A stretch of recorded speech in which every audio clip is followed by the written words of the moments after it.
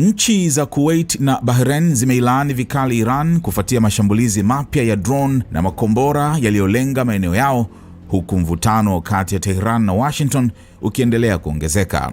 Wizara ya mambo ya nje ya Kuwait ilisema mashambulizi hayo ni ukiukaji mkubwa wa mamlaka ya taifa hilo na kuyataja kuwa ni uchokozi usiokubalika dhidi ya usalama wa nchi. Katika taarifa yake, wizara hiyo ilisema inalaani kwa nguvu zote kile ilichokiita kurudiwa kwa uchokozi wa Iran dhidi ya Kuwait, ikibainisha kuwa shambulio la alfajiri lilikuwa ukiukaji wa wazi wa uhuru wa taifa hilo. Wakati huo huo, jeshi la Bahrain lilitangaza kuwa mifumo yake ya ulinzi wa anga ilifanikiwa kuyadungua na kuyaangamiza makombora na drones kadhaa zilizorushwa na Iran.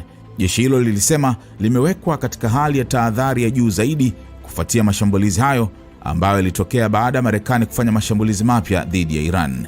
Mapema Iran ilikuwa imedai kuwa imelenga kituo cha jeshi la wanamaji la Marekani, US Fifth Fleet, kilichopo Bahrain, pamoja na kituo kingine cha kijeshi nchini Kuwait, ikisema hatua hiyo ilikuwa ni kulipiza kisasi kwa mashambulizi ya Marekani dhidi ya ardhi yake. Baada ya ving'ora vya tahadhari kulia kwa mara ya pili nchini Bahrain, wizara ya mambo ya nje ya taifa hilo ilitoa taarifa ikilaani mashambulizi hayo kuwa ni ukiukaji wa makusudi na wa mara kwa mara dhidi ya mamlaka na usalama wa Bahrain. Aidha, Bahrain imelitaka Baraza la Usalama la Umoja wa Mataifa kuitisha kikao cha dharura ili kuijadili Iran na kuiwajibisha kwa mashambulizi hayo. Mashambulizi hayo yanaongeza hofu ya kuongezeka kwa mzozo katika Ghuba ya Uajemi, wakati juhudi za kidiplomasia za kupunguza mvutano kati ya Marekani na Iran zikiendelea kukabiliwa na changamoto.